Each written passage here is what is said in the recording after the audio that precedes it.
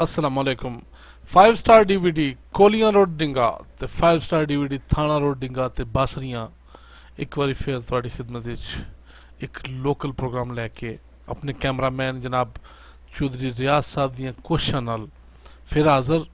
यह प्रोग्राम चौधरी अरशद साहब बासरियां च रहने वाले उन्हां दे घर पीर साहब आए सन ते नाल माई मलंगनी ते नाल कुछ दूसरे अपने पीर दे मद्दा पीर दी तारीफ करने वाले सैफुल मलूक ते माइये ते टोले गाने वाले आए सन। यह प्रोग्राम बासरियां च होया। 5 स्टार DVD बासरियां ते 5 स्टार कोलियां रोड डिंगा वालियां दी कोशिश है कि असी तुहानू जितना हो सके उतना अपने कल्चर अपने रहन सहन के तरीकों तो उस सिस्टम के नज़दीक लैके जाइए। अगर तुहानू साडी इन्हां चों कोई भी कावश साडा कोई भी प्रोग्राम पसंद आवे तो ज़रूर आगाह करया करो।